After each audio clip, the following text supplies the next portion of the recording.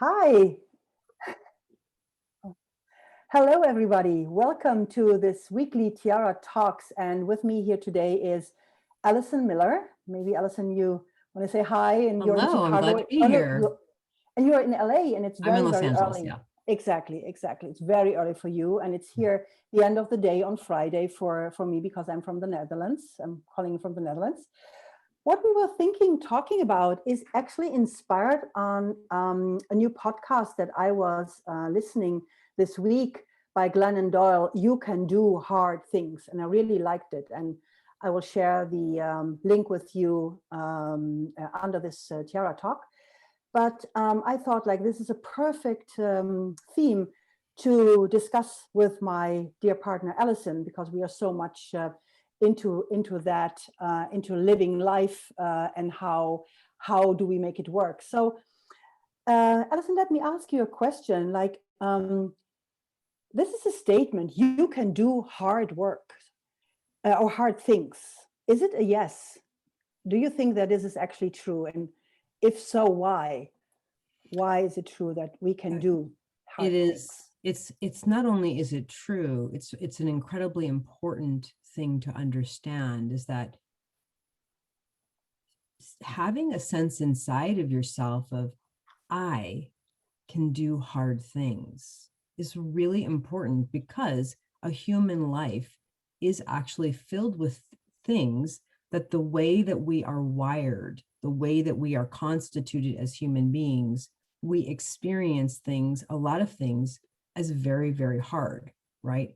We are deeply emotionally sensitive in a way where so many things that occur in life, they hurt, not just in an emotional sense, but they actually hurt in the body. And yet somehow day after day, we show up to a job where we don't like how our, superior treats us, for example. We've got an unresolved issue in a relationship. We've got something going on in our health that's difficult, whatever, the laundry list could go on forever. And yet somehow we don't give ourselves credit for the fact that you're still, you know, you still have goals, you're still striving, you're still working on things, you still have hope, you're hanging in there, even if you're kind of slogging through an era of life. But that's you that's doing that. And it's really important to remember, it doesn't matter if other people have to deal with it too. If it's hard for you, if there's pain involved, that's legit. And you've already been doing, and you've done a list of hard things that could never be counted already up until this moment. Yeah, that's fantastic. I could just summarize what you said in like, life hurts by nature. So you cannot avoid it. You cannot, and if you try to avoid it, you're only surviving. You're not living life to the fullest. So it's definitely a yes, more than a yes. And my question would be like, even if we only look into last week, what would be have been a hard thing for you? Just when you look at last week, and how did you actually move through that? Well, it's such an interesting question, because I'm noticing in my life that there are things that actually my system finds as hard, where I tell myself it shouldn't. So last night we got home from dinner. Our little dog, who is I just adore, we had opened the garage door and dogs were running around, and I had this instinct of, where's Nacho? That's his name. And Aiden's like, oh, he's not in my room. And no one seemed to be concerned. And I'm looking all over for him, and I'm feeling panicked. And I go and I open the front door of our house, and he's out there, and his heart is racing. And I pick him up. You know what? I know that doesn't sound like a big thing, but like, that was actually hard for my system. I'm deeply, deeply sensitive to animals. And I actually had to let myself kind of feel the grief of how awful I felt about his fear being outside. Right. Yeah. And then also, there have been things that have been really hard, just in terms of the volume of work that I'm handling and how much I'm responsible for. Right. Not sleeping as well during this pandemic. That's actually been really hard. Someone in my family who is really I think in decline in health, Mm-hmm. watching that. And Mm-hmm. it's hard. Mm-hmm. It's But hard. there's also Exactly. so much good in it as well, in an Mm-hmm. interesting kind of Mm-hmm. way. Yeah, it's good. And even I would even say take it a step further. There's beauty in it too. So it's interesting that you were mentioning the dog, because the hard thing that we had to face last week is that we had to let our dog go, and he was only 6 years old. Mm. And that wasn't even only hard because of the dog, and I love him dearly, but it was also hard because he was so important in the healing of my daughter, and seeing Mm. her pain on top of that was excruciating. So it was really hard. And then the question is, and I would like us both to answer that, because that is also a question that you guys listening can ask yourself. Like, somehow we made it through. You made it through that moment. I made it through this last week. How did you pull through? What could you draw on when that moment happened? Was really interesting because there was a little brief time where I started to feel like, uh-oh, this is how I'm always going to feel.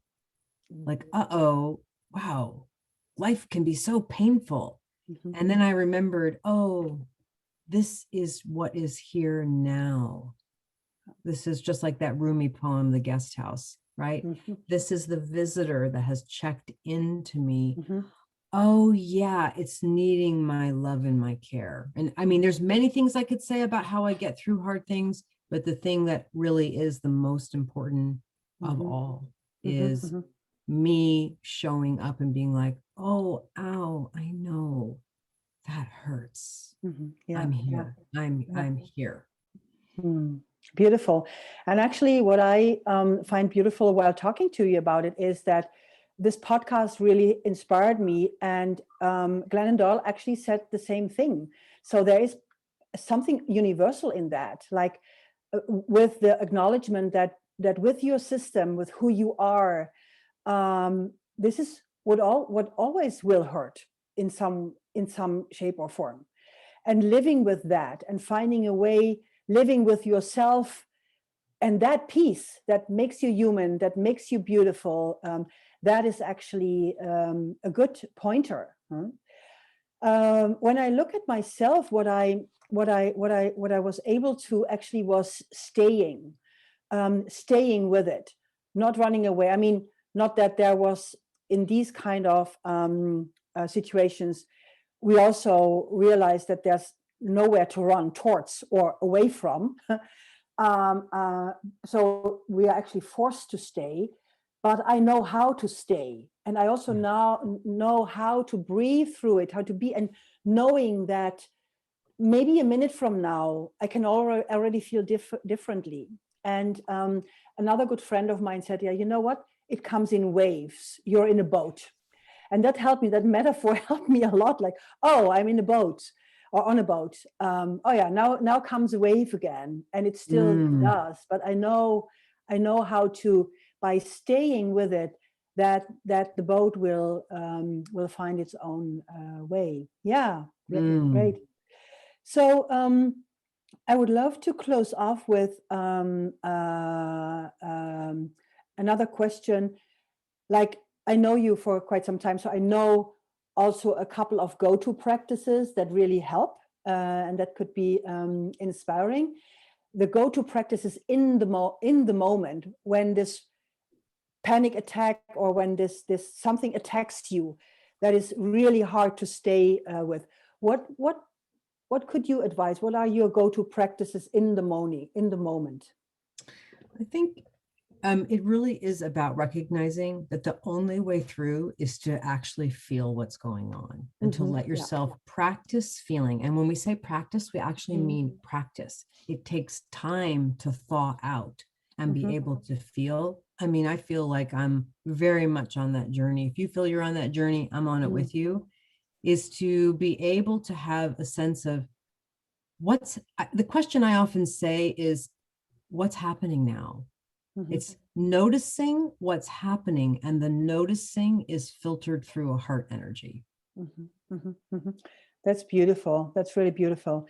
Yeah, I already shared mine, like to breathe through it, to stay, to resist wanting to get out of it, jumping out of my skin or resisting it. So that's my go-to place, like just breathing, just not deeply breathing, but just connecting with your breath in the moment also helps a lot.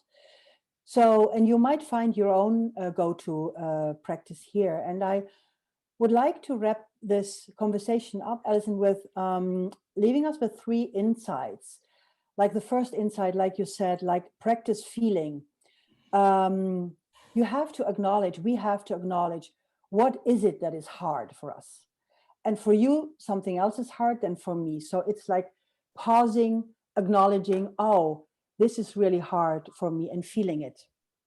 The second piece is realizing that you are doing hard things all the time. So how have you been able personally to pull through before? Because there's your own wisdom in that.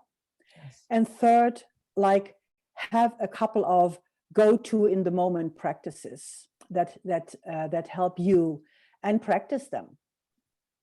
So that would be actually the 3 takeaways from today.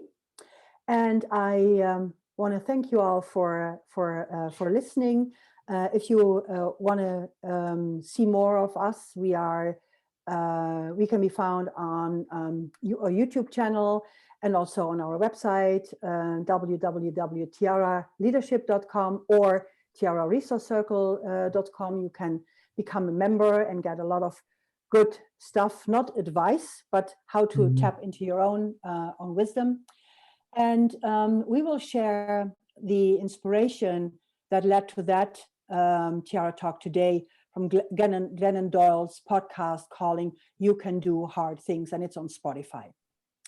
So have a great weekend, have a great next week, and I hope that we see you all next Friday.